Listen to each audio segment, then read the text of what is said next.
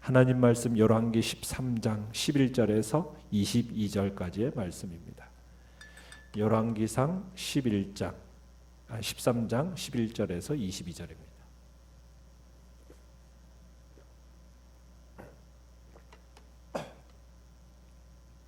열왕기상 13장 11절부터 22절까지 한 목소리로 같이 읽겠습니다. 시작. 베델에 한 늙은 선지자가 살더니 그의 아들들이 와서 이날에 하나님의 사람이 베델에서 행한 모든 일을 그에게 말하고 또 그가 왕에게 드린 말씀도 그들이 그들의 아버지에게 말한지라. 그들의 아버지가 그들에게 이르되 그가 어느 길로 가더냐 하니 그의 아들들이 유다에서부터 온 하나님의 사람의 간 길을 보았습니다. 그가 그의 아들들에게 이르되 나를 위하여 나귀의 안장을 지우라. 그들이 나귀의 안장을 지으니 그가 타고 하나님의 사람을 뒤따라가서 상수리 나무 아래에 앉은 것을 보고 이르되 그대가 유다에서 온 하나님의 사람이냐? 대답하되 그러하다. 그가 그 사람에게 이르되 나와 함께 집으로 가서 떡을 먹으라. 대답하되 나는 그대와 함께 돌아가지도 못하겠고 그대와 함께 들어가지도 못하겠으며 내가 이곳에서 그대와 함께 떡도 먹지 아니하고 물도 마시지 아니하리니 이는 여호와의 말씀이 내게 이르시기를 내가 거기서 떡도 먹지 말고 물도 마시지 말며 또 내가 오던 길로 되돌아가지도 말라 하셨음이로다. 그가 그 사람에게 이르되 나도 그대와 같은 선지자라. 전사가 여호와의 말씀으로 내게 이르기를 그를 내 집으로 데리고 돌아가서 그에게 떡을 먹이고 물을 마시게 하라 하였느니라 하니 이는 그 사람을 속임이라. 이에 그 사람이 그와 함께 돌아가서 그의 집에서 떡을 먹으며 물을 마시니라. 그들이 상 앞에 앉아 있을 때 여호와의 말씀이 그 사람을 데려온 선지자에게 임하니 그가 유다에서부터 온 하나님의 사람을 향하여 외쳐 이르되 여호와의 말씀에 내가 여호와의 말씀을 어기며 내 하나님 여호와께서 내게 내리신 명령을 지키지 아니하고 돌아와서 여호와가 너더러 떡도 먹지 말고 물도 마시지 말라 하신 곳에서 떡을 먹고 물을 마셨으니 내 시체가 내 조상들의 묘실에 들어가지 못하리라 하셨느니라 하니라. 아멘. 오늘 말씀의 제목은 유혹을 넘어서는 믿음이라는 제목으로 말씀을 나눕니다.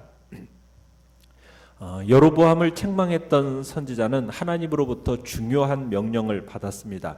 그것은 여로보암을 책망하는 이 예언이 너무나도 중요하기 때문에 이스라엘 그 땅에서는 일체 먹지도 말고 마시지도 말고 왔던 길로도 가지 말라라는 그 명령이었습니다.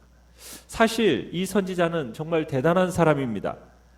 왜냐하면 여로보암을 면전에서 책망했거든요. 왕 앞에서 그렇게 책망한다라는 것은 정말 죽을 각오를 해야 되는 겁니다. 그렇기 때문에 실제로 이 무명의 선지자는 죽을 각오를 하고 이스라엘이라는 적지에 와서 담대하게 하나님의 말씀을 외친 겁니다.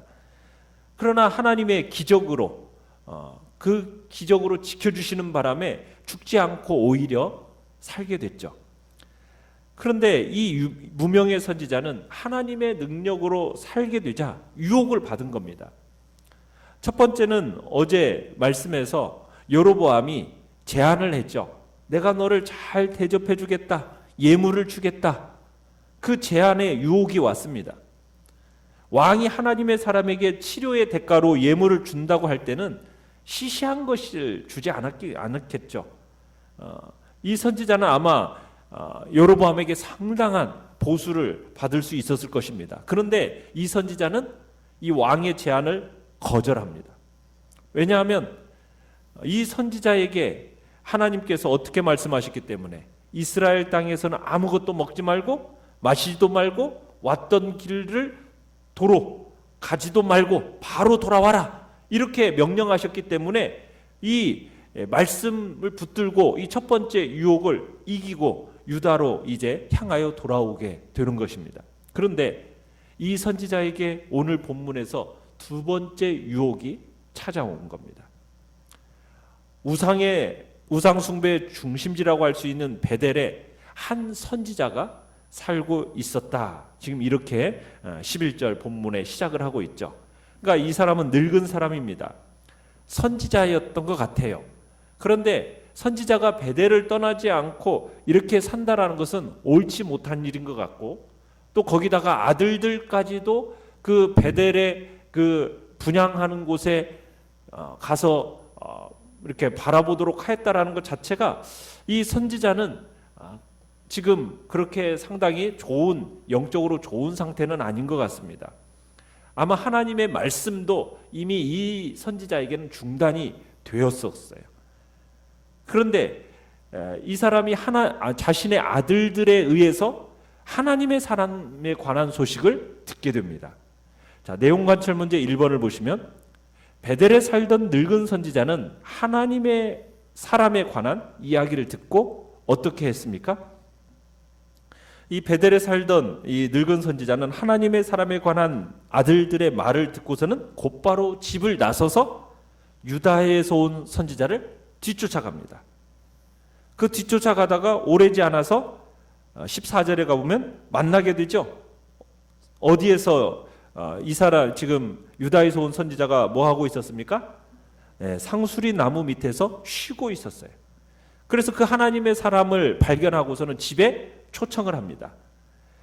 자, 하나님의 사람은 제일 처음에는 이 여로보암의 청을 거절했었던 것과 똑같은 말로 반복하면서 그 청을 거절을 합니다. 자, 그러자 내용 관찰 문제 2번을 보시면, 자, 하나님의 사람이 청을 거절하자 베델의 늙은 선지자는 어떤 방법을 썼습니까? 자, 18절에 가보시면, 자, 베델의 이 늙은 선지자는 자신도 뭐라고 밝히고 있어요? 그대와 같은 선지자다라고 밝히고 거짓말을 합니다. 그리고는 누가 자기를 보냈대요? 천사가 여호와의 말씀으로 내게 이르셨다 하면서 하나님이 천사를 보내서 이 사람을 대접해서 보내라고 명령하셨다라는 거예요. 자, 여기서 이 늙은 선지자가 자기도 똑같은 선지자라고 자기의 신분을 이렇게 표명한 이유는 다음에 이어지는 이 거짓말, 자신의 거짓말의 신빙성을 부여하기 위해서입니다. 그래서 그는 자신이 하나님의 말씀을 대언할 수 있는 존재라는 것을 강조한 거죠. 거기다가 이 늙은 선지자가 자신의 말이 사실임을 강조하기 위해서 누구를 지금 등장시키고 있어요? 천사. 천사는 뭐 하는 존재입니까? 하나님의 말씀을 전하는 사자잖아요. 그 천사까지 들먹이는 겁니다. 그러면서 그의 거짓말은 이 유다에서 온 사람에게 내려진 이 여호와의 금령, 떡도 먹지 말고 물도 마시지 말고 또 네가 오던 길도 되돌아가지도 말라는 이 말을 완전히 번복합니다. 그러면서 내 집으로 데리고 돌아가서 그에게 떡을 먹이고 물도 마시게 하라 하였다. 그러면서 지금 이 늙은 선지자가 하나님의 이름을 악용하면서 하나님의 사람을 거짓말로 유혹하고 있는 것입니다. 자, 연구와 묵상 문제 3번을 보시면, 자, 결국 하나님의 사람은 어떻게 했습니까? 자, 왕의 환대도 담대하게 거절했던 그가 늙은 선지자에게 쉽게 넘어간 이유는 무엇일까요? 이 하나님의 사람은 이 하나님의 말씀에 대해서, 이 선지자 베델의 이 늙은 선지자가 하는 이 하나님의 말씀에 대해서 확인해 보지도 않고 당신과 똑같은 선지자라는 그 말을 믿고서는 그냥 따라갑니다. 유다에서 온 선지자, 그가 말한 게 거짓인 것도 모른 채 먹고 마십니다. 이 하나님의 사람은 처음 어디에서 출발했는지는 뭐 정확하지는 않지만 예루살렘에서부터 베델까지는 거의 약 20km 정도의 먼 거리입니다.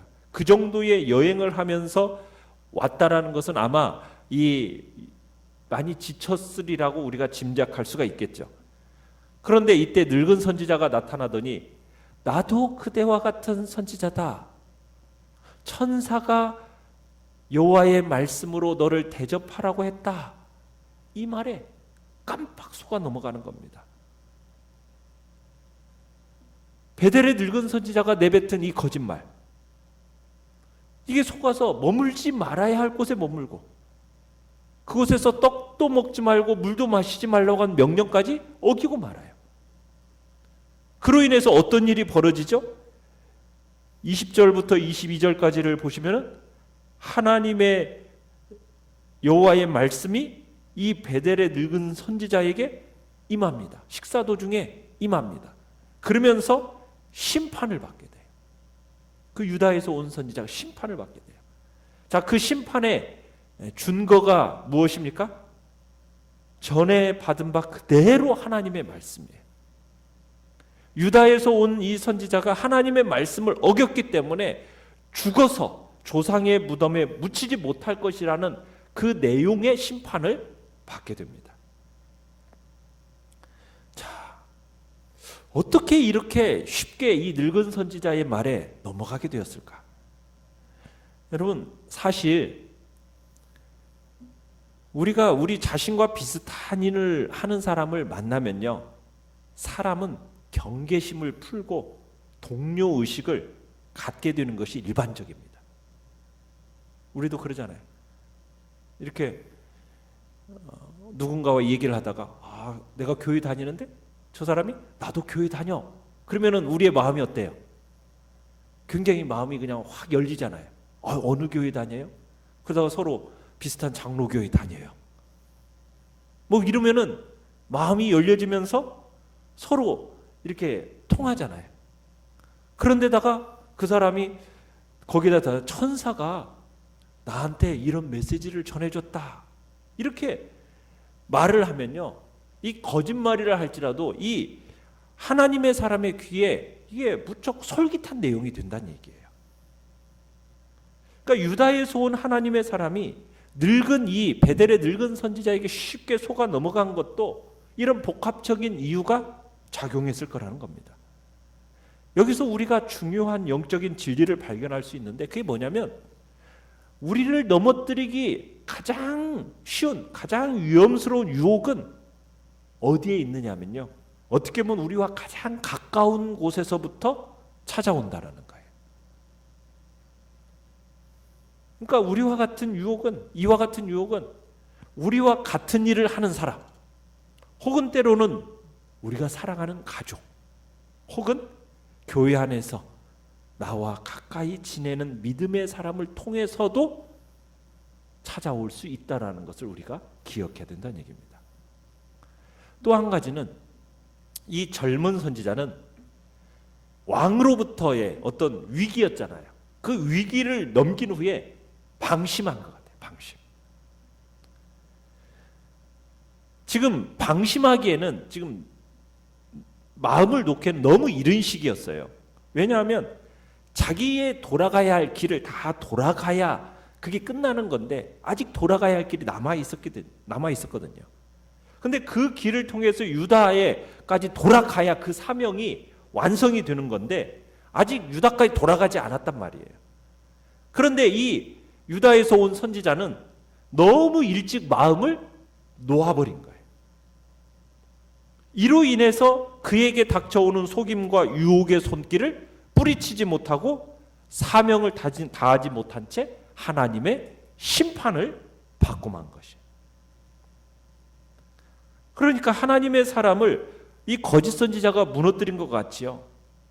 사탄은 우리를 무너뜨릴 기회를 호시탐탐 노리고 있습니다.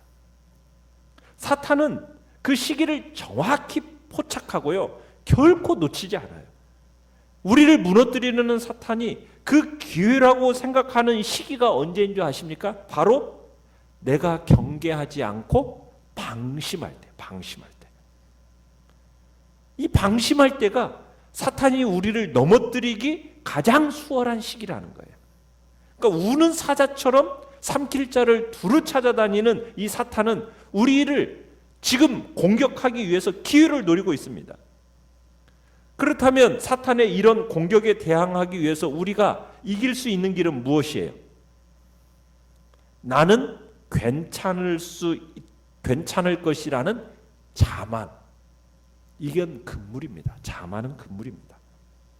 선줄로 생각될 때가 가장 위험한 때라는 거예요. 그래서 우리는 항상 깨어 있어야 됩니다. 이것 이외에는 다른 길이 없어요. 우리가 믿음의 여정에서 넘어지지 않고 승리했던 사람들에게서 찾을 수 있는 공통점은 항상 경성했다는 경성. 끝까지 넘어지지 않고 자신을 지키는 승리자로 남아있기를 원한다면 깨어 있어야 된다는 거예요. 깨어 있어야 된다는 거예요. 항상 경성하는 자세, 거기에 승리의 길이 있다라는 거죠. 자, 느낀 점 4번을 보시면은, 자, 그대와 같은 여호와의 말씀으로라는 말을 들먹거리며 하나님의 사람을 속이는 이 늙은 선지자를 보면서 무엇을 느낍니까? 사탄은 광명의 천사로 가장해서 오늘도 우리를 속이려 한다라는 겁니다. 그러니까 이 사건을 통해서 하나님의 말씀은 또한 일관성이 있고요, 연관성이 있고 절대성을 가진다라는 것을 보여줍니다. 그러니까 하나님의 말씀은 일관성이 있습니다. 지금 유다 선지자가 직접적으로 주어진 이 명확한 예언을 무시하고 지금 간접적으로 들은 불분명한 예언을 따른 것은, 여러분, 이건 변명할 수 없는 잘못입니다. 하나님께로부터 직접 들었던 이 여호와의 말씀과 베델의 이 늙은 선지자로부터 온 이 하나님의 말씀이라고 하는 것은 어떻게 됐었어요? 상충되는 거였잖아요. 그죠? 이 상충되는 예언을 확인해 보지도 않고 쉽게 받아들였다라는 것은 말씀의 일관성을 무시하는 경솔한 일이었다는 얘기입니다. 그러니까 하나님의 말씀은 일관성이 있다는 걸 기억하셔야 돼요. 서로 충돌하지 않습니다. 말씀은 항상 일관성이 있어요. 그리고 말씀인 까닭에 절대적으로 순종을 해야 됩니다. 유다 선지자의 이 어떻게 보면은 과장된 어투나 마치 기다리기라도 한 듯이 거짓말을 믿고 따라가는 그의 행동을 보면 하나님의 이 금지령에 대해서 좀 충분하게 심각하게 생각하지 않았던 것 같아요. 하나님의 말씀에 순종해야 할 충분한 근거는 하나님의 말씀에, 하나님이 말씀하신 이 사실에 있거든요. 지금 하나님은 유다 선지자가 불순종했다고 지적을 하십니다. 그래서 우리는 아무리 유명한 사람이 말해도, 심지어 유명한 목사님이 말한다 할지라도요, 하나님의 말씀과 상충이 되어지면 우리는 그 말씀을 다시 한번 확인해 봐야 돼요. 진리의 말씀을 통해서 다시 한번 확인해 봐야 돼요. 여러분 각자에게 주신 하나님의 말씀이 있는데 그 말씀이 이 성경에 기록되어진 말씀, 그 말씀을 나온 것을 내가 딱 붙들고 지금 가고 있는데 다른 사람이 유명하신 어떤 목사님이 나타나서 그 말씀과 상충되는 어떠한 이야기를 딱 하면은 그것에 쉽게 그 말씀을 놓아버리면 안 된다는 얘기예요. 확고하게 말씀을 우리는 붙들어야 돼요. 사람의 말에 쉽게 넘어가면 안 됩니다. 하나님의 말씀은 일관성이 있어요. 상충되는 말로 하나님은 우리를 그렇게 데리고 가지 않으신다는 거예요. 그래서 말씀에 대해서 그러면 그렇고 아니면 아니라고 분명하게 말을 해야 됩니다. 분별하기 힘드십니까? 그렇다면 다시 진리의 말씀인 성경 속으로 들어가서 확인해야 돼요. 그 일이 우리에게 있어서 중요하다는 얘기입니다. 결단과 적용을 보십시다. 누군가 내가 알고 있는 말씀과 다른 이야기를 할 때 하나님의 말씀은 서로 모순되지 않는다는 사실을 기억하며 그것이 하나님으로부터 나온 말씀인지 확인해 봅니까? 우리 확인하셔야 됩니다. 하나님의 진리의 말씀은 어디에 항상 비추어서 생각해야 돼요? 변하지 않는 이 성경에 비추어서 우리는 항상 생각해 보고 이 성경에 항상 확인하면서 가야 됩니다. 인정 때문에, 말씀에 위배되는 일을 한다든지 또 생각하기 귀찮다 혹은 너무 지쳤다는 이유로 말씀을 좇기를 포기하려 하진 않습니까? 우리는 그렇게 포기하는 자로 살아서는 안 됩니다. 오늘의 기도 같이 읽겠습니다. 시작. 다른 사람들의 말에 좌지우지 되지 않고 분명한 하나님의 뜻 앞에서 확고한 선택을 할 수 있도록 담대함과 믿음을 더하소서. 아멘. 말씀을 생각하면서 기도하시고요. 오늘 한 날도 연약한 지체들을 위해서 기도해 주시며 또 수요 예배 가운데도 하나님의 은혜를 놓고 기도해 주시고 코로나19 사태가 하루빨리 종식이 되어질 수 있는 은혜를 주시고 또 백신이 속히 만들어져서 참으로 이 사태가 안정화될 수 있고 일상이 또 함께 모여 예배드릴 수 있는 날이 속히 올 수 있도록 위해서 기도해 주시기 바랍니다.